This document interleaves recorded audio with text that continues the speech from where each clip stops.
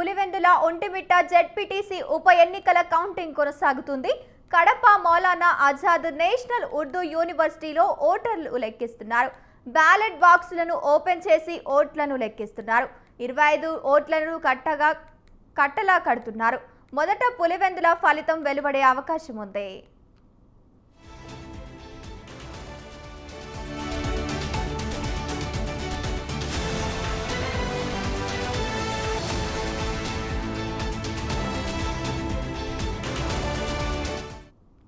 పులివెందుల ఉప ఎన్నికల కౌంటింగ్ ను 10 టేబుళ్లపై ఒక రౌండ్ లో నిర్వహిస్తున్నారు.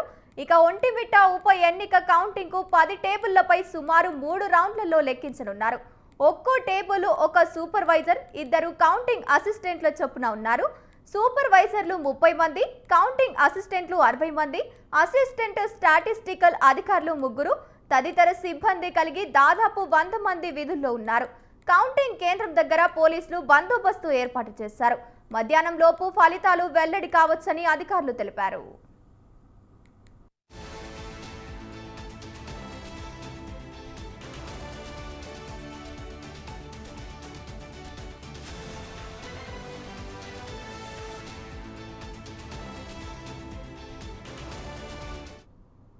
పులివెందుల జెడ్పీటీసీ ఉప ఎన్నికల్లో 74% ఓటింగ్ నమోదైంది. ఇక ఒంటిమిట్టలో 86% ఓటింగ్ నమోదైంది. ఎన్నికలు ఏకపక్షంగా జరిగాయంటూ వైసీపీ కౌంటింగ్ ను బహిష్కరించింది. పులివెందుల ఒంటిమిట్టలో టీడీపీ, వైసీపీ అభ్యర్థుల మధ్య ప్రధాన పోటీ నెలకొంది.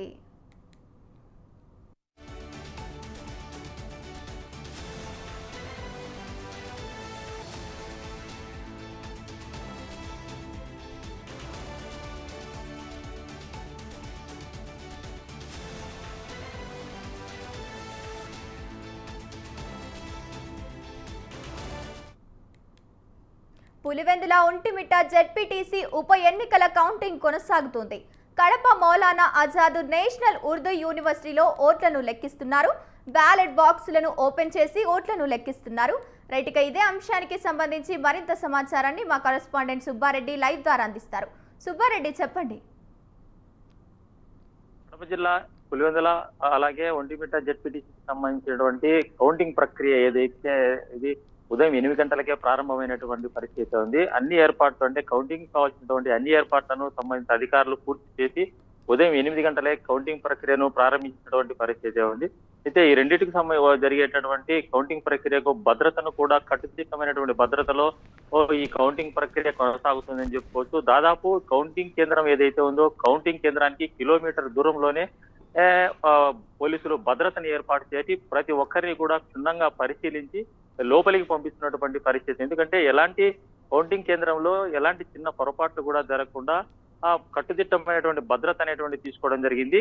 ఎన్నికల ప్రక్రియ ముగిసిన వెంటనే అందుకు సంబంధించినటువంటి బ్యాలెట్ బాక్స్ ఏవైతే ఉన్నాయో వాటిని అన్నిటినీ కూడా అదే రోజు సాయంత్రం ఇక్కడే ఉర్దూ యూనివర్సిటీలోనే భద్రపరచడం జరిగింది. అందుకు సంబంధించినటువంటి భద్రతను కూడా అప్పుడు కూడా కట్టుదిట్టంగా ఏర్పాటు చేసినటువంటి పరిస్థితి ఉంది. ఈ రోజు ఉదయం నుంచి 8 గంటలకే ప్రారంభమైనటువంటి ఎన్నికల ప్రక్రియ ఏదైతే ఉందో దీనికి సంబంధించి కూడా పూర్తి భద్రతా పర్యవేక్షణలో కూడా కౌంటింగ్ కొనసాగుతుందని చెప్పుకోవచ్చు. ఉదయం ప్రారంభమైనటువంటి ఈ కౌంటింగ్ ప్రక్రియ ఏదైతే మధ్యాహ్నం లోపల దాదాపుగా పూర్తి అయ్యేటటువంటి పరిస్థితి. ఎందుకంటే పులివెందుల జెడ్పీటీసీకి సంబంధించి ఒక రౌండ్ మాత్రమే ఉన్నందువలన త్వరగా పులివెందుల జెడ్పీటీసీ ఉప ఎన్నికకు సంబంధించినటువంటి రిజల్ట్ వచ్చేటువంటి పరిస్థితి ఉంది. ఒంటిమిట్టకు సంబంధించి 3 రౌండ్లు ఉండడం వలన మధ్యాహ్నం లోపే అది కూడా రిజల్ట్ రావడానికి పూర్తి అవకాశం అనేటువంటిది ఉన్నట్లు అధికారులు చెప్తున్నటువంటి పరిస్థితి ఉంది. ఏదేమైనా కూడా ఈ కౌంటింగ్ ప్రక్రియకు సంబంధించి ఇప్పటికే కౌంటింగ్ లోపల అంటే ఏదైతే కౌంటింగ్ కేంద్రంలో ఈ కౌంటింగ్ ప్రక్రియ అనేటువంటిది కొనసాగుతుందని చెప్పుకోవచ్చు. మరికొద్ది నిమిషాల్లో రిజల్ట్ కూడా బయటకు వస్తుంది అనేటువంటిది కూడా తెలుస్తోంది.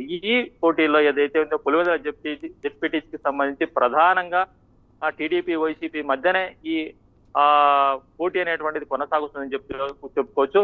అయితే ఇప్పటికే టీడీపీ అభ్యర్థి గెలిచినాడనేటువంటిది ఎన్నిక ఏదైతే కౌంటింగ్ కంటే ముందే అంటే దీన్ని ఇంకా ఏ విధంగా చెప్పుకోవచ్చు అంటే ఓటింగ్ జరిగినప్పుడే టీడీపీ అభ్యర్థి గెలిచినాడనేటువంటిది కూడా ఆ ఆ, ఆ, స్థానికంగా ఉండేటువంటి కావచ్చు, అటు ప్రజల్లో కావచ్చు, దీని మీద ఒక చర్చనీయాంశం కూడా జరిగినటువంటి అయితే అధికారికంగా కావాల్సినటువంటి ఎన్నిక అనేటువంటి దానికోసమే ఈ రోజు కౌంటింగ్ ప్రక్రియ కొనసాగుతుందని చెప్పుకోవచ్చు.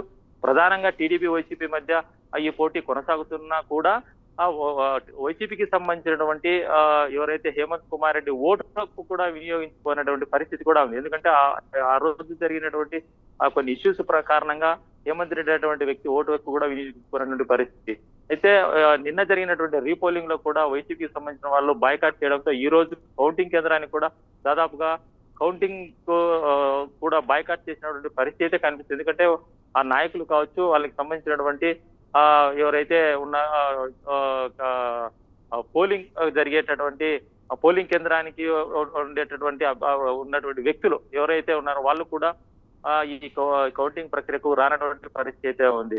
అయితే ప్రధానంగా ఉండేటటువంటి అలాగే ఒంటిమిట్ట తీసుకున్నట్టయితే ప్రధానంగా టీడీపీకి వైసీపీ మధ్యనే ఈ పోరు కొనసాగుతుందని చెప్పుకోవచ్చు. అక్కడ కూడా దాదాపుగా టీడీపీ అభ్యర్థి గెలిచే అవకాశాలు అనేటువంటి ఉన్నాయనేటువంటిది ఒక స్థానికుల్లో ఒక చర్చ నడుస్తోంది. ఏదేమైనా కూడా ఈ జరిగేటటువంటి ఈ కౌంటింగ్ ఏదైతే ఉందో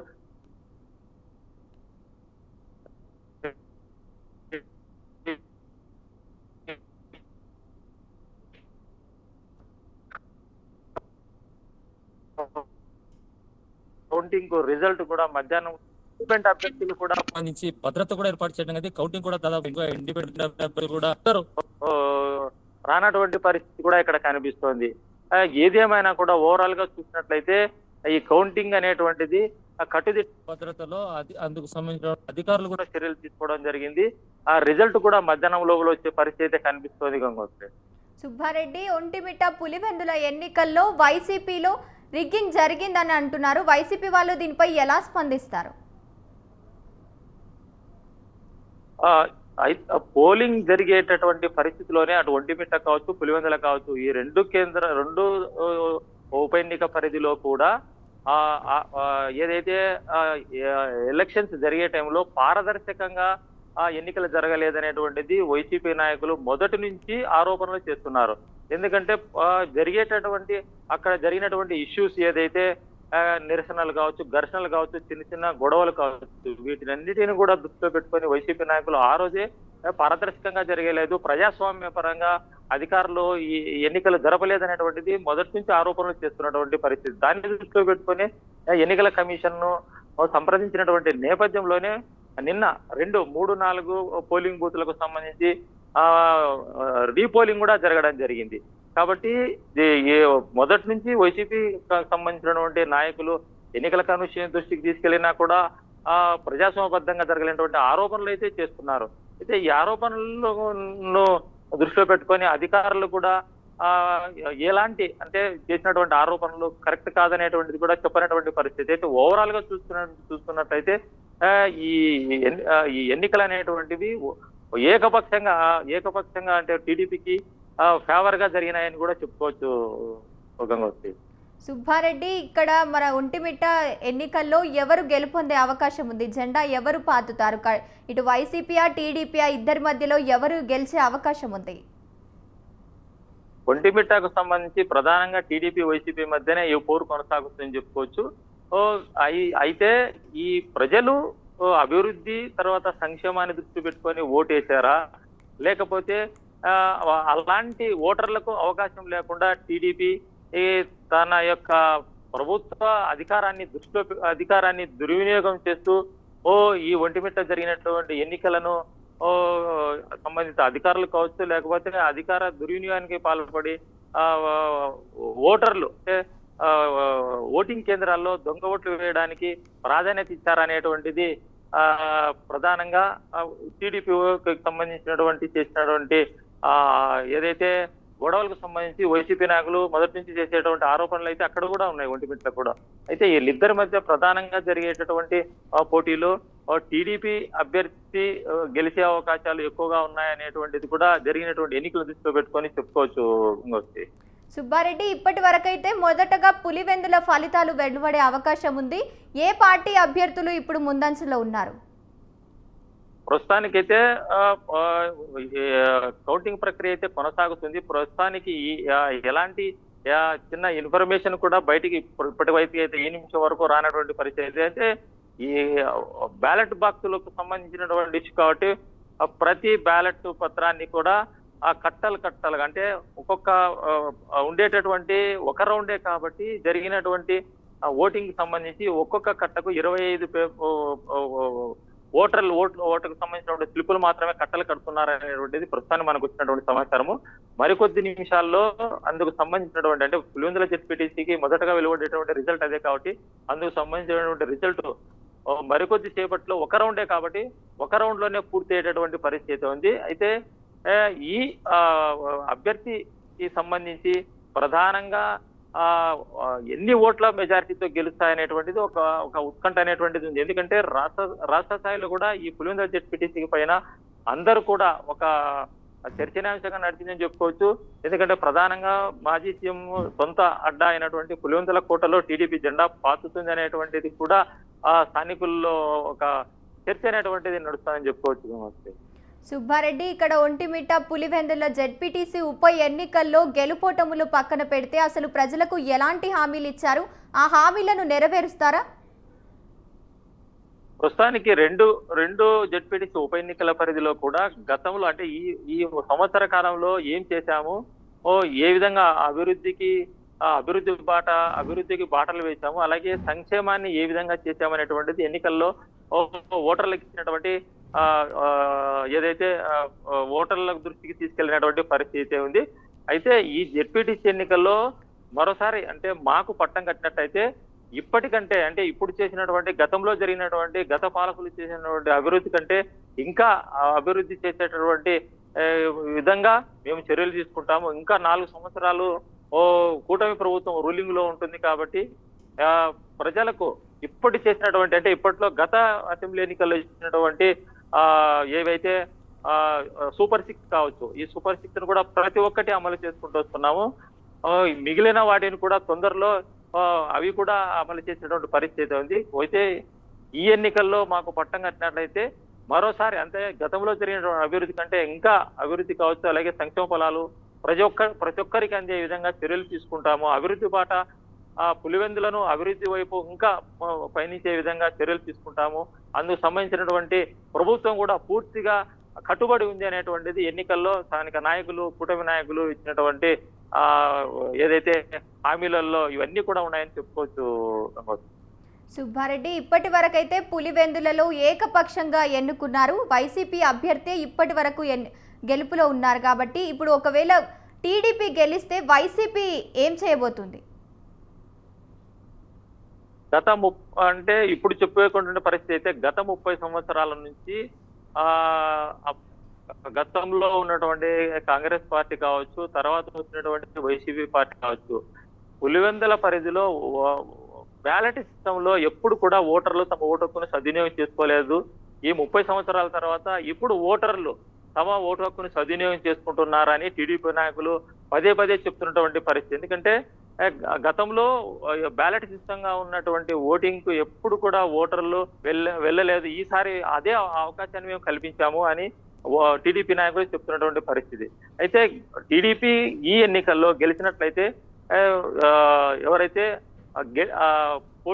పోటీలో ఉన్నటువంటి టీడీపీ అభ్యర్థి విజేతగా నిలిచినట్లయితే వైసీపీకి సంబంధించినటువంటి పార్టీ కావచ్చు, వైసీపీకి సంబంధించినటువంటి నాయకులు కావచ్చు, దీన్ని బేస్ చేసుకొని అంటే ఇలాంటి గెలుపులు మరోసారి టీడీపీకి అవకాశం ఇవ్వకుండా, ఇలాంటి అవకాశాలకు వాళ్ళకు తాగకుండా ప్రజల్లోకి తీసుకెళ్లి ప్రజల మధ్య ఉంటూ ప్రజల్లో ఉన్నటువంటి సమస్యలను ప్రభుత్వం దృష్టికి తీసుకెళ్లడంతో పాటు తర్వాత ఇలాంటి పరిణామాలు చోటు చేసుకోకుండా, ఇలాంటి అవకాశాలు టీడీపీకి ఇవ్వకుండా ప్రజల పక్షాన్ని నిలుచు ప్రజల సమస్యల కోసం పోరాటం చేయడానికి అయితే వైసీపీ నాయకులు సిద్ధంగా ఉన్నారని చెప్పుకోవచ్చు. సుబ్బారెడ్డి, ఇప్పటి వరకైతే 30 సంవత్సరాల తర్వాత ప్రస్తుతం ప్రజాస్వామ్య బద్ధంగా ఓటు హక్కు వినియోగించుకుంటున్నారు ఓటర్లు. దీంట్లో వైసీపీ గెలుపు ఓటములు పక్కన పెడితే అసలు ఏ పార్టీ గెలిచే అవకాశం ఉంది? అత్యధికంగా ఓట్లు ఏ పార్టీకి వచ్చే అవకాశం ఉంది? ప్రధానంగా పులివెందుల నిన్న జరిగినటువంటి ఉప ఎన్నిక తీసుకున్నట్లయితే ఓటర్లు ఏకపక్షంగా నిర్ణయం తీసుకున్నారు అనేటువంటిది కూడా ఒక చర్చ నడుస్తోంది. ఎందుకంటే ఓటింగ్ కు ఓటర్లు అలాగే వైసీపీకి సంబంధించినటువంటి ఏజెంట్లు లోపలికి వెళ్లకుండా అడ్డుకోవడంతో పాటు లోపలికి వెళ్ళేటువంటి ఏజెంట్ ఎవరైతే ఉన్నారో వాళ్ళు ఏజెంట్ ఫామ్స్ అనేటువంటి చింపి బయట వేయడము, ఓటర్లు నిజమైన ఓటర్లు అనేటువంటి వాళ్ళు ఓటుకు వినియోగించుకోలేదు, బయట నుంచి వచ్చినటువంటి వ్యక్తులంతా ఓట్లు వేసుకున్నారు. స్వచ్ఛంగా ప్రజాస్వామ్యబద్ధంగా జరగనేటువంటిది మొదటి నుంచి ఏదైతే ఎన్నిక జరిగిన ప్రారంభం నుంచే వైసీపీ నాయకులు చేస్తున్నటువంటి ఆరోపణ.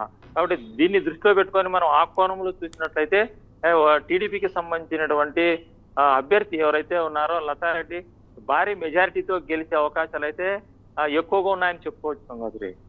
Right, thank you Subbareddy.